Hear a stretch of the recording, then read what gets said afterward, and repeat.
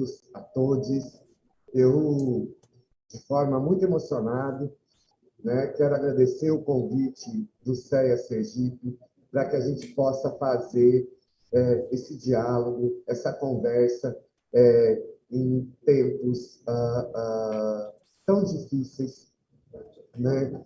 Mas, sobretudo, garantindo aqui a defesa da política de assistência social, a defesa do Sistema Único de Assistência Social, a defesa desse importante instrumento de proteção social no Estado brasileiro.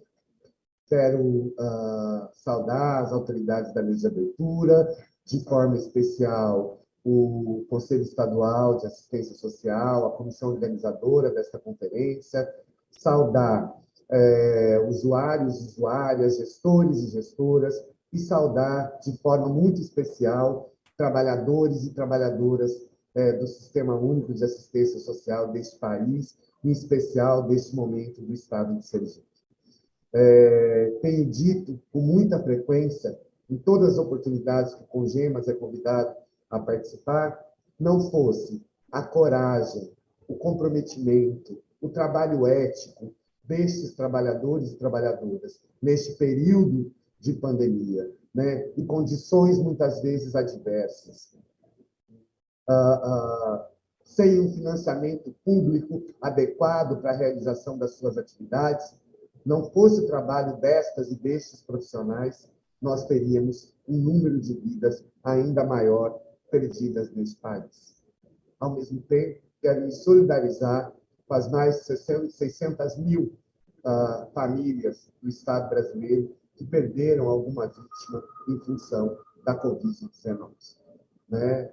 Isso nos entristece. Nós sabemos que outras respostas poderiam ter sido dadas, né? Mas não foram. Eu vou tentar aqui compartilhar a tela com vocês para a gente poder começar e iniciar o nosso diálogo. Né? Está todo mundo conseguindo ver a tela direitinho? Eu estou tentando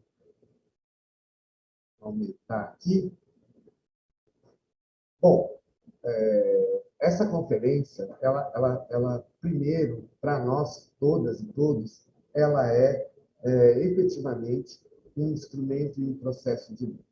Essas conferências municipais, 75 municípios de Sergipe, hoje o Estado de Sergipe, que realiza esta conferência estadual, ela congrega um espaço de luta, de resistência, um espaço onde todas e todos nós, né, estamos efetivamente, para além de lutando, denunciando e demonstrando os limites dos nossos instrumentos de luta diante, né, daquilo que se coloca do ponto de vista do financiamento, seja nas esferas estaduais, seja na esfera federal, sobretudo na esfera federal, que tem, infelizmente, não cumprido com seus compromissos federativos, constitucionais, no fortalecimento e na defesa da política pública de assistência social e do Sistema Único de Assistência Social.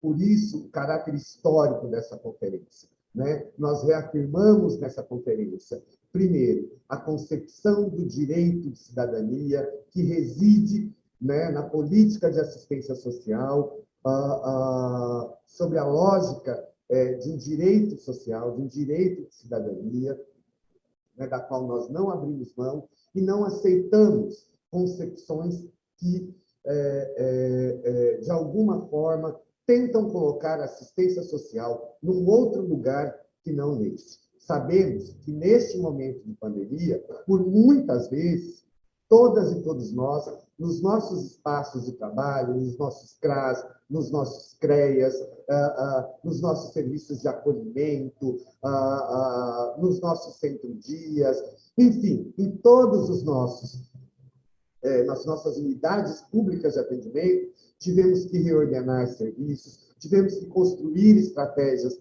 de atendimento, tivemos que reorganizar processos de trabalho, né? Mas, em nenhum momento, nós abrimos mão, né, da certeza, da referência, da deferência, da garantia constitucional, da assistência social, como um direito social, um direito de cidadania.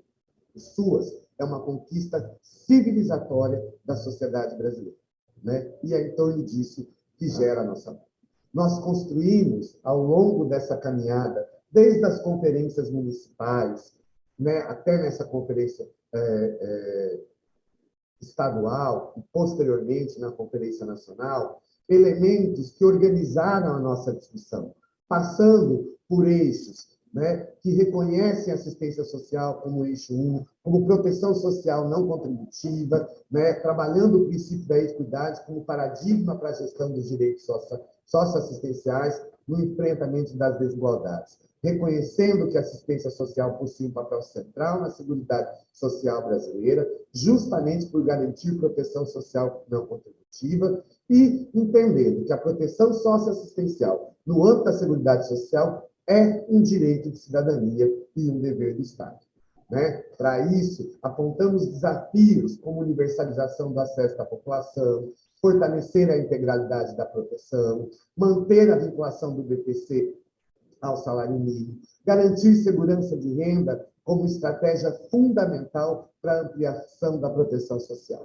Antes que se faça qualquer confusão, nós precisamos dizer que nós entendemos o papel fundamental e central que a assistência social tem no enfrentamento da pobreza e no enfrentamento das desigualdades sociais. No entanto, estes elementos, o enfrentamento da pobreza, o enfrentamento da desigualdade social, devem ser feitos através de uma política de Estado que articule trabalho, saúde, educação, um conjunto de políticas públicas que construam um plano de enfrentamento à pobreza, às desigualdades sociais, e na qual a assistência social tem um papel de participação fundamental. Tratamos do financiamento, vamos nos dedicar a ele mais profundamente, o financiamento e o orçamento como um instrumento para a gestão dos compromissos e das responsabilidades entre os entes federativos para a garantia dos direitos socioassistenciais. Portanto, afirmamos que é necessário assegurar a efetivação dos compromissos e responsabilidades dos entes na garantia dos direitos socioassistenciais por meio de financiamento público, com pactuações que permitam a cobertura dos vazios protetivos em territórios desprotegidos, né, quanto às provisões de serviços e benefícios, né, com a efetivação do cofinanciamento, ampliando-se a capacidade de cada ente federado de assumir sua responsabilidade. E aí nós temos um elemento fundamental que nós precisamos discutir. Nós estamos convivendo, desde a aprovação da Emenda Constitucional 95, com um processo de desfinanciamento da política pública de assistência social, né, com cortes progressivos a cada um dos anos que se passa, chegando a este ano de 2022, né, com um corte que gira em torno de 60% do financiamento da política de assistência social, do SUAS, né, do Sistema Único de Assistência Social no Estado brasileiro. E isso tem impactos importantes. Primeiro, todos nós, estados, municípios, né, temos metas pactuadas com o Estado brasileiro, metas pactuadas no âmbito da CIB, no âmbito das CITES, e essas metas, né, organizam todo o nosso processo de trabalho nos municípios. Metas pactuadas por portes do município, apesar que, neste momento, e diante da realidade que se apresenta, essa é uma redefinição que nós vamos ter que construir, não cabe mais falar em portes de município. Nós temos que começar a tratar as necessidades que os municípios apresentam. As necessidades sociais que se apresentam nesses municípios, que precisam de respostas no campo da assistência social. Né? Nós temos municípios de pequeno porte que apresentam demandas tão complexas como municípios de grande porte, de acordo com as suas características regionais, de acordo com a realidade local. Né? Como eu ia dizendo, a Emenda Constitucional 95 estabelece um teto de gasto e, infelizmente, colocou no mesmo pacote, né, um teto para estabelecer a proteção social. Por isso, nós viemos lutando contra a revogação desta emenda e denunciando os seus efeitos perversos há muito tempo.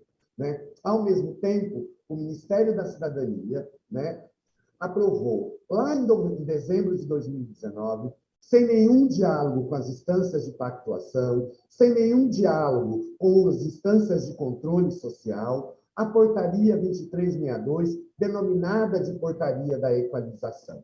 Ou seja, uma portaria que passava a regrar a transferência de recursos aos municípios de acordo com a equalização e a possibilidade orçamentária. O que isso significou no mínimo?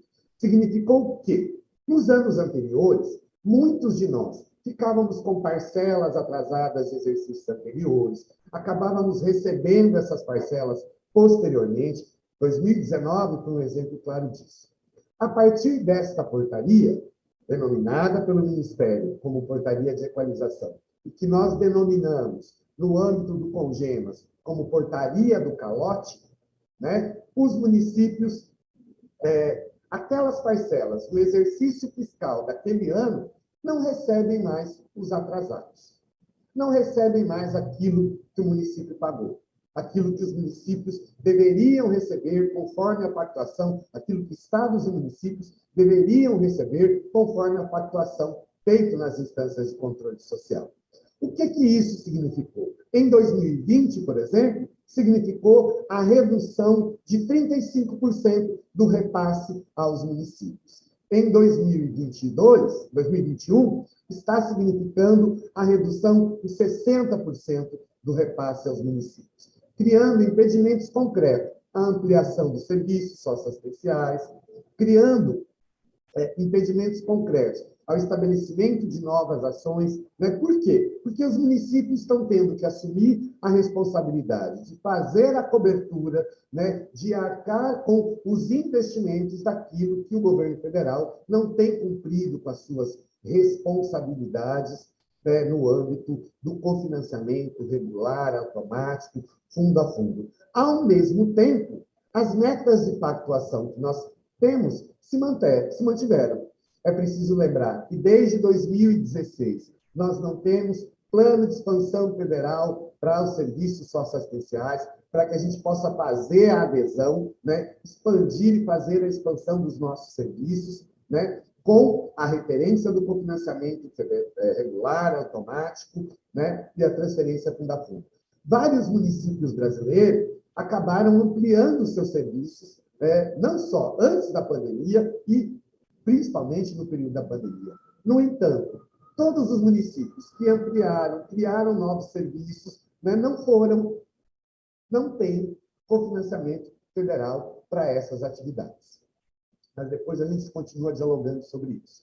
O eixo do controle social como um eixo fundamental que organiza e aponta o lugar central da participação da sociedade civil, né, da necessidade de nós, que estamos nas instâncias de controle social, né, dialogarmos, traduzirmos essa política, fortalecermos a participação da sociedade civil, dialogando nos nossos territórios, né, informando essa população nos nossos territórios, nos espaços onde as nossas unidades estão inseridas, do papel, da função do controle social, da importância como ele tem, sobretudo que ele tem na garantia desta população do acesso aos seus direitos sociais. É o controle social que fiscaliza, que regula, que normatiza os processos, né, de atenção por meio das políticas públicas, os processos de execução, enfim, que organiza e que é um vigilante do acesso,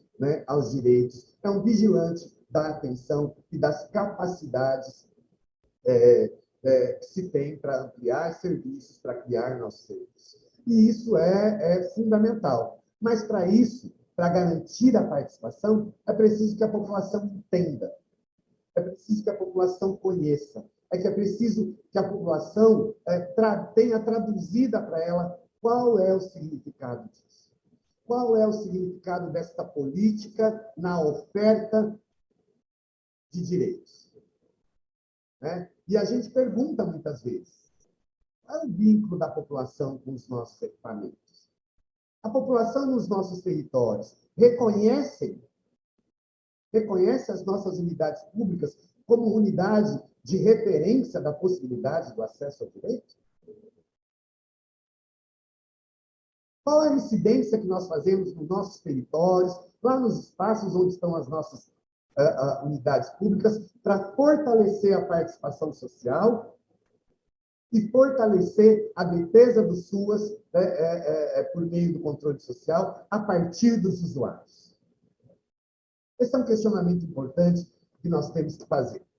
A discussão do acesso às seguranças socioassistenciais e a articulação entre serviços e benefícios e transferência de renda como garantias fundamentais, né, à proteção social. E aí a gente alerta para algumas questões. Por exemplo, hoje, a própria questão do Auxílio Brasil. Agora, dialogado aí, já com o valor apontado, mas, no entanto, nós temos algumas incongruências. Por enquanto, ainda não temos fonte de financiamento. Não sabemos de onde a conta vai sair, de onde vai ser pago. A outra coisa é, atualmente, nós temos, né, aproximadamente 39 milhões de pessoas recebendo auxílio emergencial. O Auxílio Brasil diz que chegará a atendimento de 17 milhões de pessoas.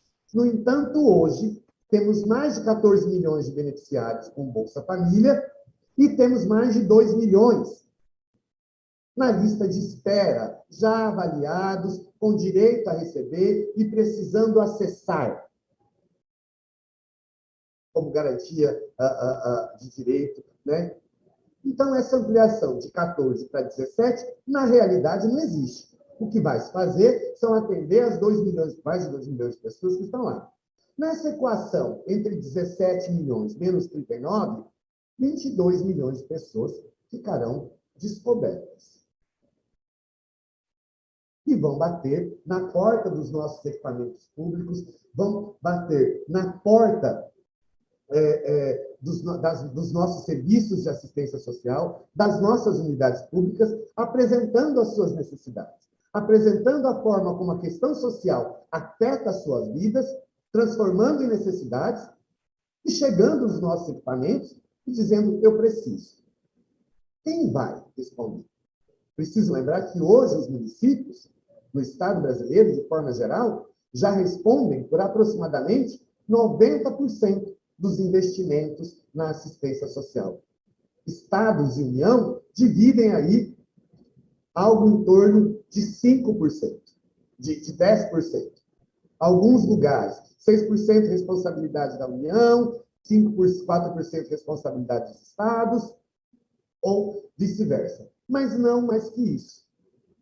Só esses dados, por si só, já poderiam orientar e já mostram a importância do debate, da necessidade do debate, do cofinanciamento, da responsabilidade do cofinanciamento entre as esferas, a partir daquilo que está posto no Pacto Federativo, como garantia da população do acesso ao direito, né? O eixo 5, que tratou das emergências, das situações de emergência, né? E que fala da nossa necessidade de construir e de estar preparado, né? Nós trabalhamos, nós construímos estratégias estaduais, estratégias locais de atendimento, organizamos os nossos serviços na forma que podíamos em nossos municípios, né? E só muito tempo depois, o governo federal dá algumas respostas e algumas orientações, quando nós já estávamos caminhando. Isso passado quase 90 dias da instauração da pandemia, certo? Ao mesmo passo que a gente precisa dizer, em 2020, já que nós estamos falando de financiamento, nós recebemos os créditos extraordinários para atender as emergências da pandemia. E foi ali que nós investimos esse recurso, no atendimento das demandas extraordinárias em função da pandemia que apareceu. Esses recursos acabaram, ao mesmo tempo, os recursos regulares em 2020, com cortes de 35%. Nós continuamos na situação da pandemia, o aumento da pobreza e das desigualdades sociais, chegando cotidianamente aos nossos as nossas unidades públicas, sobretudo na porta da proteção social básica, que necessita de ampliação de cofinanciamento e de expansão imediata para garantir a sua sobrevivência, e os créditos extraordinários acabaram. Não vieram mais, ao passo que os créditos ordinários estão com um corte de 60% neste momento. Acabamos de receber aí uma migalha do IGB, suas gestão, né? Mas que, de forma alguma, dá conta de responder aquelas necessidades que têm se apresentado no cotidiano da nossa realidade, nos nossos espaços ocupacionais, né? Onde nós ofertamos a proteção. Né? E, diante dessa realidade, né, nós precisamos trabalhar e lutar, né, no processo de universalização dos serviços, na integração com benefícios, visando enfrentar as desproteções e desigualdades, como aquilo que estava pautado lá no plano decenal, como aqui no segundo plano decenal. Nossa luta para assegurar serviços universais e continuados, integrados aos benefícios, programas e projetos, com expansões progressivas e continuadas. Não dá para a gente querer analisar, né, a processualidade da política de assistência social nos territórios, nos nossos espaços, né, nos nossos municípios, considerando as nossas realidades regionais, as nossas realidades locais, com a base que nós tínhamos em 2019. Nós precisamos lembrar que a prévia do orçamento para 2022 já foi apresentada. O Conselho Nacional de Assistência Social fez novamente uma previsão acima dos 2 bilhões e 700. E, novamente, o governo federal apresenta ao Congresso uma previsão de orçamentária de pouco mais de 1 bi e 100. O que significa a reafirmação em 2022 da continuidade dos cortes de recursos no âmbito da política de assistência social. Né? Esse cenário de aumento da pobreza, de aumento do desemprego, e aí nós temos dados preocupantes que nós precisamos lidar e entender para poder ver como essa conjuntura se apresenta até nós. Esses dados é que fazem com que a gente tenha, né, que construir mecanismos de luta cada vez mais sistemáticos. Olha só, se a gente olha para o cenário nacional, e isso se apresenta em cada um dos nossos municípios, alguns com mais gravidade, nós temos 13% dos trabalhadores ocupados no primeiro trimestre de 2020 estavam sem ocupação no segundo trimestre. Entre os que recebiam até um salário mínimo, 23% estavam sem ocupação no segundo semestre. Né? E 31% dos trabalhadores domésticos perderam a sua ocupação. Quase um quarto, 23% dos empregados no setor privado, sem carteira assinada, perderam a ocupação.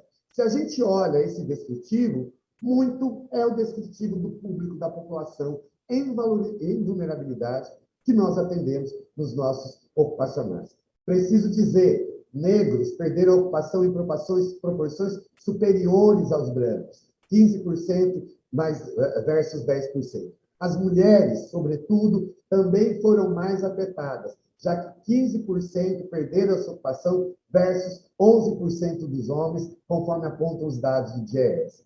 Além do desemprego, há sinais de aumento da precarização, com crescimento de número de trabalhadores por conta própria, passando de 21,1 milhões para 24,2 milhões. 80% desses sem qualquer vínculo com a CLT, sem acesso à proteção trabalhista ou contribuição previdenciária, conforme também apontam os dados do DIEESE. E boa parte dessa população, nos momentos de maior vulnerabilidade, nos momentos de crise econômica ou de crise pandêmica, é a população que busca acessar os nossos serviços. Né?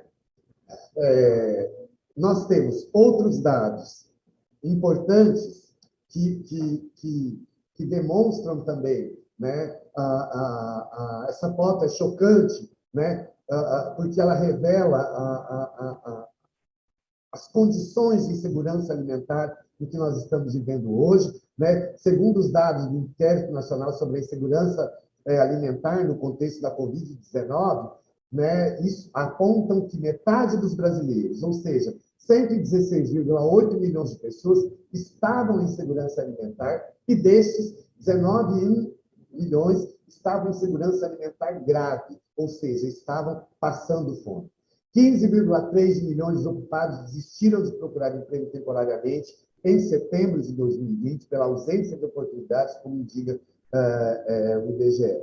E, entre agosto de 2020 e fevereiro de 2021, cerca de 17,7 milhões de pessoas que voltaram à pobreza, passando de 9,5 milhões, 4,5% da população, para 27,2 milhões em fevereiro de 2021, ou seja, 12,8% da população, né, na situação de pobreza. Retornaram à situação de pobreza. Né? Isso se agrava com aquela interrupção de 4 meses do auxílio emergencial no início de 2021 e a retomada desta condição com um valor menor lá agora em 2022.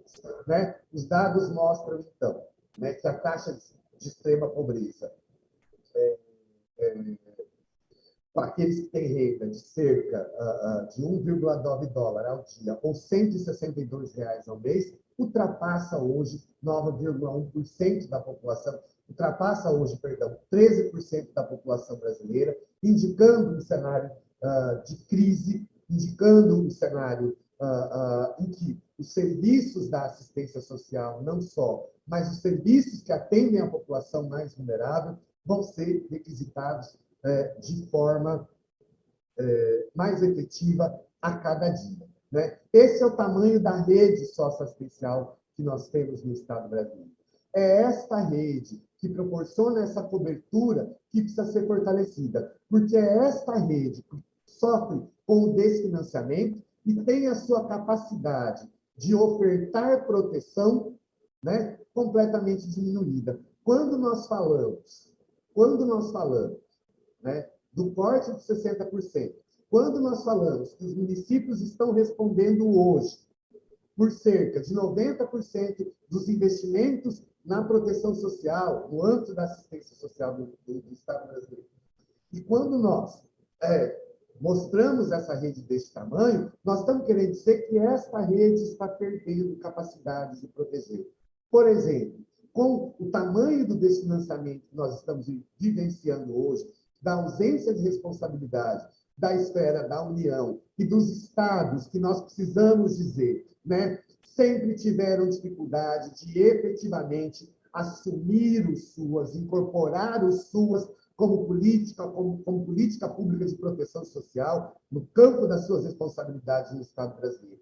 Muitos sempre fazendo opção por programas paralelos, por programas que carregavam as marcas de gestores, por fora da política de assistência social e concorrendo efetivamente com a política de assistência social. E essa é uma luta que perdura há muito tempo, que nós temos que fortalecer e avançar. Essa rede, perdendo a sua capacidade de expandir, de ampliar atendimento, perde a capacidade de ofertar proteção. E hoje, a maior demanda, os dados têm nos mostrado isso, é a demanda por ampliação da proteção social, sobretudo da proteção social básica nos nossos territórios, para promover a acolhida, a proteção, cuidado a esses trabalhadores e construindo as respostas necessárias no âmbito da assistência social, né, para a superação da situação de vulnerabilidade. E, claro, precisamos ter a retaguarda das outras políticas públicas que têm responsabilidades fundamentais nesse processo. Né? Aqui está o tamanho da rede, o tamanho, o número de trabalhadores que compõem a rede de assistência social. Quando a gente olha um pouco a realidade do Sergipe, né, a gente procurou olhar a partir do portal Suas em Números, né, que o Congemas construiu, o portal assistência social de municípios, né, nós temos aqui um retrato, né, da cobertura no estado do Sergipe. Nós estamos falando, né, de 109 CRAS, estamos falando de 77 CREAS, Centro Pop, Centro Dias, né, enfim, Estamos falando, por exemplo, dos dados que nós coletamos, que congregam ali 2.592 trabalhadores do SUAS no estado do Sergipe. Né? E isso, assim como todos os estados, o Sergipe também é afetado pelo desfinanciamento. Né? Aqui está uma escala de cobertura do orçamento, uma trajetória do orçamento da assistência social em bilhões. Né? Nós tivemos aqui diversos momentos e aqui nós chegamos ao financiamento em 2021 de 1,1 bi até o momento, o que explica, né, aquele o tamanho daquele corte de recursos que nós vivemos. Com o estado de Sergipe não foi diferente, né? Desde 2017, o estado de Sergipe acumula aí um processo de desfinanciamento, desde 2016, perdão, né? Da ordem de mais de 17 milhões de reais, que o estado e, consequentemente, os municípios deveriam ter recebido do governo federal e não receberam. Aqui, a gente fala um pouco da cobertura, né, a lógica dos restos a pagar. É claro que em 2020 nós temos aí um acúmulo, um cofinanciamento maior em virtude dos créditos extraordinários para o enfrentamento da Covid, né, que não podem ser confundidos com recursos para manutenção dos serviços extraordinários. Nós não fechamos a porta dos nossos serviços, nós continuamos atendendo, né, mas isso mostra. E mostra também, né, a evolução dos restos a pagar e aquilo que, efetivamente, em 2020, nós já não recebemos mais, muito pouco, e em 2021, mais nada. Né? Os repasses federais, aqui, como vocês podem ver, o Sergipe recebeu apenas 4 milhões 521 para 2021, né? Sem previsão agora para enfrentamento do recurso da 2020, desculpa, sem previsão de recursos para o enfrentamento da pandemia em 2021, com aquilo que eu disse, a ausência do reconhecimento da permanência da situação de emergência e não mais o repasse dos créditos extraordinários, o que provoca uma situação preocupante para o Estado e para os municípios, né?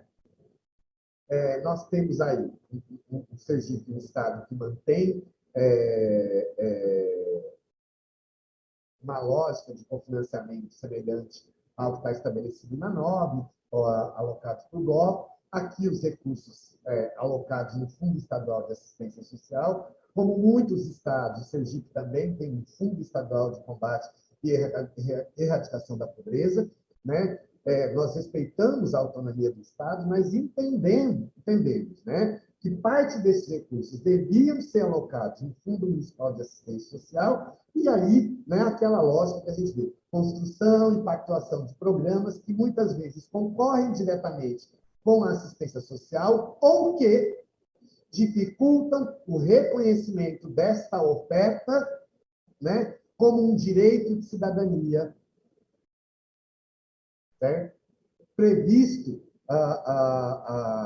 na política de assistência social pelo Sistema Único de Assistência Social. Né? Confirma aí a tendência de queda do orçamento federal, de 1.728 em 2019 para 154, desculpa, em 2016 para 154 mil, né, em 2019.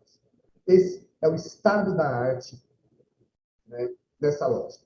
As receitas, recursos estaduais alocados no FES estão divididos aqui entre, né, a manutenção, os recursos humanos, investimento na rede SUAS, né? E aí, olha só, se preocupa, investimento na rede SUAS, programas intersetoriais, né, gestão, benefícios eventuais, proteção social básica e proteção social especial. Os estados perdem, na lógica aí também, né, Sergipe, como a gente já apontou, sofre um desfinanciamento, e é preciso que a gente lute para que os estados assumam o seu papel e que os estados lutem para que para que o governo federal retome, cumpra o Pacto Federativo, garantindo o cofinanciamento regular e automático. Mas a gente não pode fugir de um outro debate que é importante, né? No momento em que a gente faz incidência para que os estados assumam suas, né, a gente precisa dizer, quando a gente tem um governo federal que faz a indução, ou seja, que cumpre as suas responsabilidades, né, os estados, os municípios tendem a fazer. Não é a realidade que nós vivemos agora.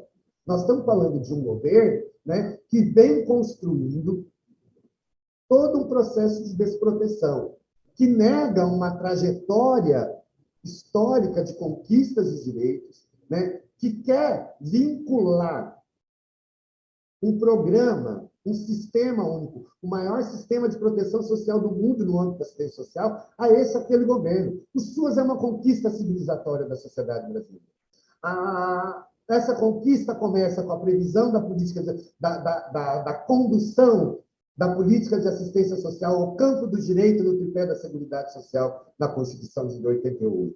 Quando nós aprovamos a Lei Orgânica da Assistência Social, e lá já sinalizávamos a construção de um sistema único, de uma política nacional de assistência social.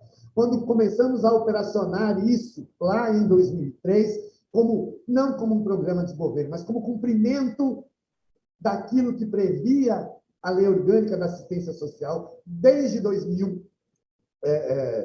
1993, quando da sua aprovação, né? Querer retirar essa trajetória histórica da construção dessa política, com todo o significado e luta que ela quer, compõe uma estratégia de governo no sentido de substituir aquilo que nós marcamos, assentamos no campo do direito social, né? No campo do mérito, no campo das relações que voltam novamente as dimensões da dádiva, do mando, das relações de mando e de obediência, né? De uma meritocracia que, de forma alguma, dá conta, em nenhum dos seus estágios, de entender a lógica das necessidades sociais e as demandas de proteção do Estado brasileiro, né? E isso, para além do SUAS, se consolida. Por exemplo, na redução dos recursos sistemáticos para atenção à população de rua, para os recursos do trabalho ao combate infantil,